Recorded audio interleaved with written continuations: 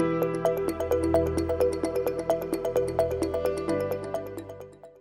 hello everyone. My name is Apalak. Welcome back to another episode of Tech This Week. Today I'm getting you a product which everyone is talking about, including my son.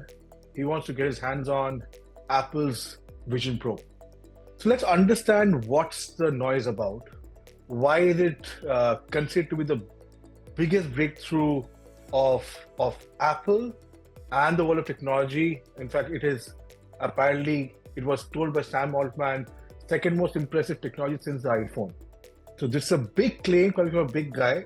So let's understand what is this noise about? What is this product called Vision Pro? In fact, this product was introduced with huge fanfare last year in June during the Worldwide Developers Conference that Apple hosts every year. But the official sales day for this product in the US was slated for 2nd February, and pre-orders were wrapped up within 18 minutes flat. 60 to 80,000 units were apparently pre-ordered within 18 minutes. So you can imagine there's a huge demand for a product like this. So what is the product exactly? You're wearing on your eyes, something like a super smart glass. And apart from seeing through these glasses, you can use it as a computer, on a mobile phone to access different applications, see messages, look at photographs, play games, read, collaborate, and do so much more, right? So in fact, you may ask yourself, so does it mean you are using a computer as a headgear? And is that possible, right? So Vision Pro makes it possible because it has a fully three-dimensional user interface, which you can control with the most natural way of how you interact through the use of eyes, hand, and voice.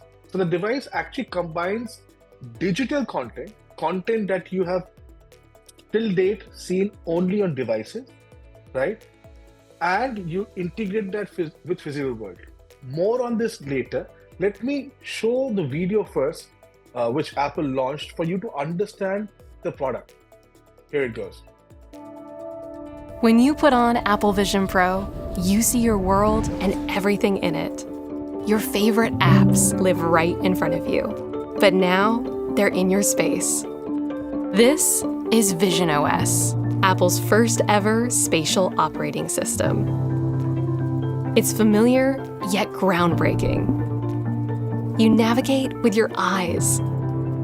Simply tap to select, flick to scroll, and use your voice to dictate. Truly revolutionary, isn't it?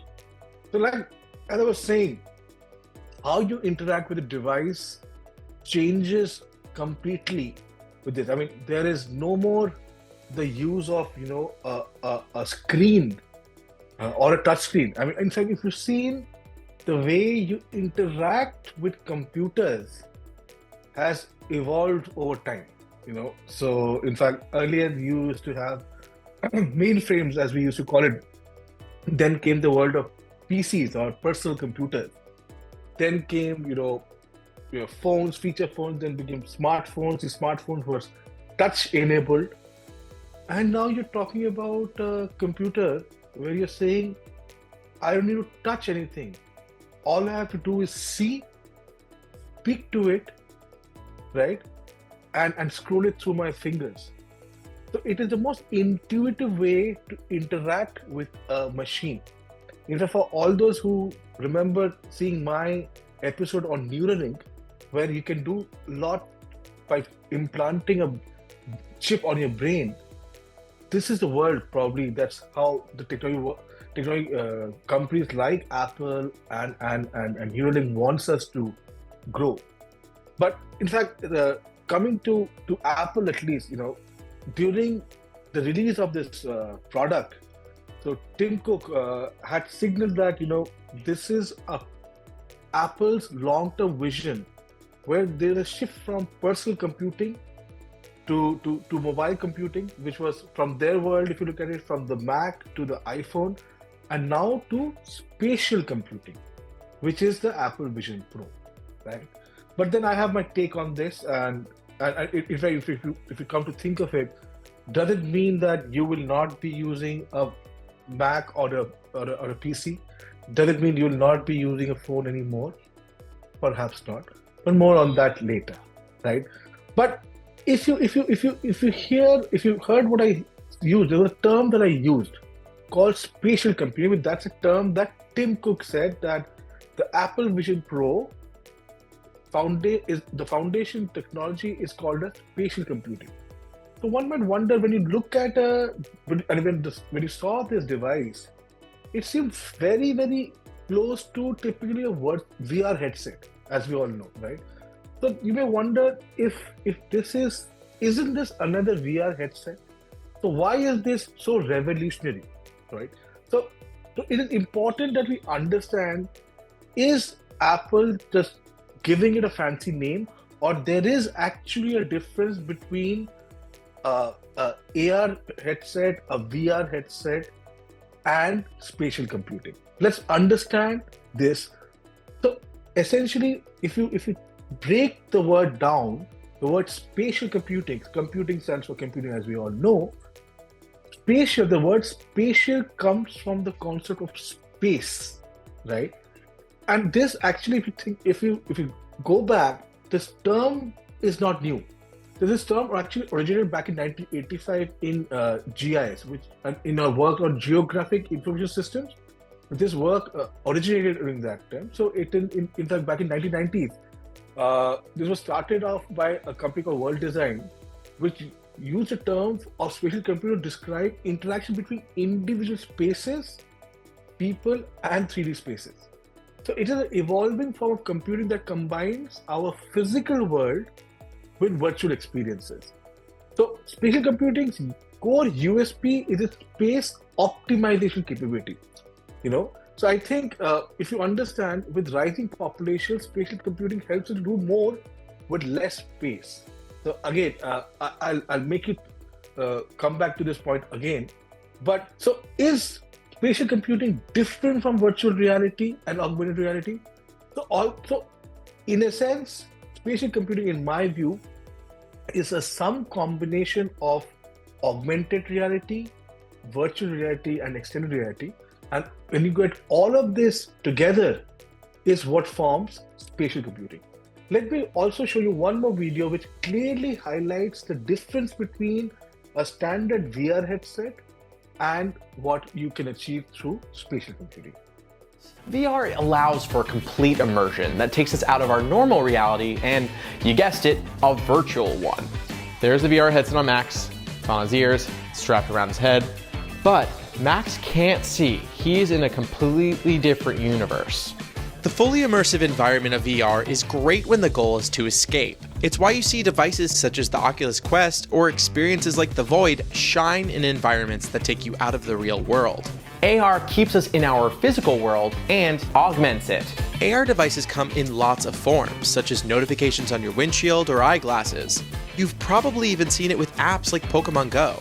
These devices simply overlay content onto the physical world. They don't understand or interact with your surroundings. Spatial computing augments your reality, but goes a huge leap further to understand your space and allow the content it's projecting to interact with your surroundings, essentially merging the digital world with the physical.